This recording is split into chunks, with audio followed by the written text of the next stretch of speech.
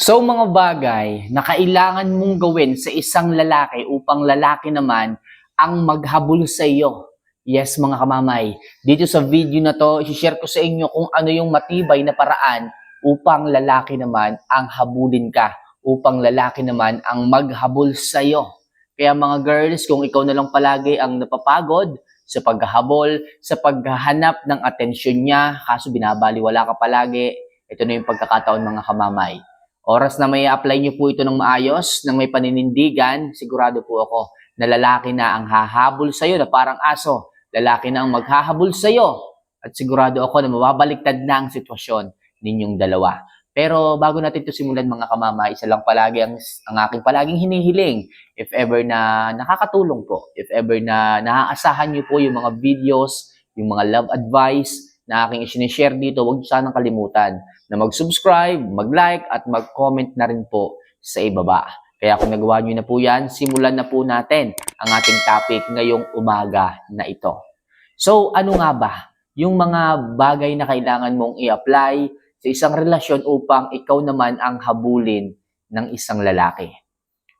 So, number 1, kailangan hindi niya matiyak na sobrang mahal mo siya. Yes, mga kamamay, ito yung pagkakamali ng napakaraming kababaihan. Kung bakit kasi lagi niyong sinasabi. Kung bakit kasi paulit-ulit kayo. Kung bakit kasi sobra kayo kung magmahal. Dapat tama lang. O hindi mali na sabihin niyo kung mahal niyo yung isang lalaki, pero yung paulit-ulit na, yung once in a day, okay lang yun. Sabihin mo sa kanya, babe, mahal kita. Babe, I love you. Okay na yun. Hindi yung oras-oras, sa tuwing magme-message ka, sa tuwing mag-uusap kayo, I love you kayo ng I love you. Tapos sinasabi mo pa minsan sa kanya, babe, hindi ko alam ang buhay ko kung mawawala ka, o hindi ko alam kung paano buhay ko kapag nawala ka. Ganyan yung mga salitain nyo. Masyado yung sinuswitan, masyado yung sinusugarcoat. Oo, totoo naman. Pero kapag nalaman ng isang lalaki na tiyak niya na sobrang mahal niyo siya, yung tipong hindi nyo kayang mabuhay nang wala siya, nako mga kamamay, hindi kayo hahabulin ng mga yan. Imbes sila ang magpapahabol sa inyo. Bakit? Natiyak nila Natiyak nila na sobrang mahal nyo sila. Na sigurado nila o na sure nila na kahit anong mangyari, nandiyan ka para sa kanya. Na kahit gumawa siya ng pagkakamali, na kahit gumawa siya ng kasalanan, na kahit mambabait, magloko siya, na kahit maging toxic siya sa'yo, nandiyan ka pa rin. So kapag alam niyang ganun, gagawa at gagawa, binibigyan mo lang siya ng permiso para gumawa ng kasalanan sa inyo. Kaya please, hanggat maaari, huwag niyong ipatitiyak o ipasisigurado sa isang lalaki kung gaano niyo sila kamahal. Kasi gagawin nilang tulay yan o gagawin nilang permiso yan para gumawa ng pagkakamali sa banda-banda dyan. Kaya please huwag niyong ipatitiyak na sobrang mahal niyo ang isang lalaki. So next, kung madalas na siyang gumagawa ng kasalanan, pues, pagtandain niyo siya. Makakatulong din to mga kamamay upang habulin ka ng isang lalaki. Kung sa tingin mo, paulit-ulit na lang yung ginagawang kasalanan, okay? Huwag mo masyadong palampasin. Okay? Sabihin mo, bakit ganyan palagi? Okay, lagi ka nalang sorry ng sorry. Hindi ka naman nagbabago. Pagtandain yung mga kamamay.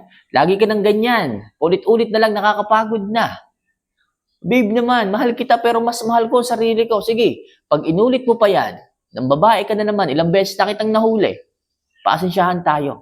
Kahit mahal kita, handa kitang i-give up. Sabihin niyo yung ganyan. Pag nakakagawa ng kasalanan, hindi yung oo lang ng oo. Pag sinabing, babe, sorry, ng babae ako. Sorry kung nakita mo kami kanina. Tapos ikaw lang sabihin mo, di okay lang yung babe. Baka natokso ka rin eh. Okay lang yung babe.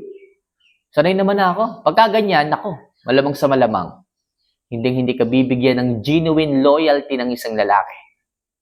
Okay, kapag kaganyan, sigurado ako mga kamamay, kawawa ka dyan. Kailangan paminsan-minsan, pagtandain nyo rin. Paminsan-minsan, kung nakakagawa ng kasalanan, huwag nyo munang palampasin. Kasi minsan, kapag mas napag-uusapan yung bagay na yon, doon nagigising ang isang lalaki. Kasi minsan, kapag masyado kayong nagiging malambot, masyado nyong hiniyayakap yung isang lalaki sa mga kasalanan niya, iniisip ng lalaki na, sige, gagawin ko ulit itong kasalanan na to. Magsosorry na lang ako sa partner ko. Magsosorry na lang ako kay babe. Di ba? Ang sakit nun. Nagiging madali na lang sa kanya ang gumawa ng kasalanan dahil napakadali mong magpatawan. Kaya please, sa mga panahon na ginagawa ka ng kasalanan, paulit-ulit na lang, unhealthy na yung relasyon kapag kaganyan, kailangan, alam mo yun, pinagtatandaan nyo rin. Kailangan tinuturuan nyo rin po ng leksyon. Sa ganyang paraan, mga kamamay, ikaw naman yung hahabulin ng isang lalaki. Kapag dumating na gumawa ulit siya ng kasalanan, huwag mo nang pansinin. Mag-no contact rule ka naman. Ikaw naman yung hahabulin niya. Sigurado ako dyan. Alright? So next, unahin mo ang pagbibigay ng respeto sa sarili mo. Ito na nga yung sinasabi ko, mga kamamay. Unahin niyo po yung sarili ninyo. Yung self-love, ika nga ng ating mga commentators dyan, yung ating mga subscriber, self-love is the key. Yes po, mga kamamay. Kasi minsan, sa sobrang pagmamahal ninyo, sa sobrang pagmamahal natin, nakakalimutan na po natin ang sarili natin. Nakakalimutan na po natin irespeto ang sarili natin.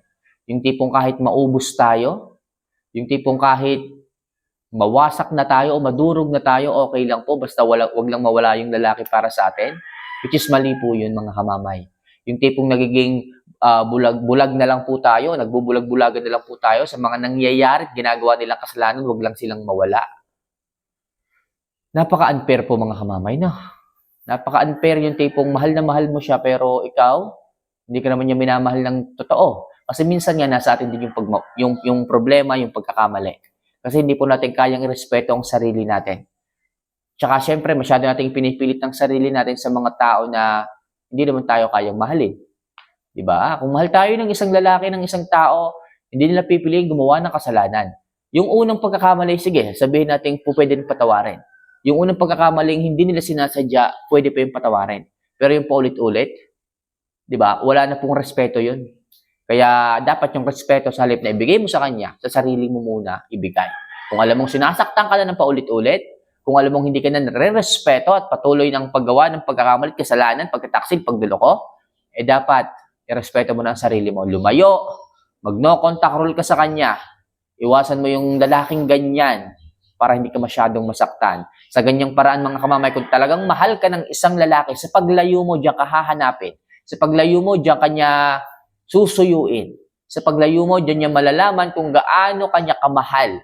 At sa mga panahon na lumayo ka na rin sa kanya dahil sobrang sakit na at nagbigay ka na ng respeto sa sarili mo, diyan mo rin makikita kung totoong mahal ka ng isang lalaki. Kung hahabulin ka ba niya o hindi. Alright?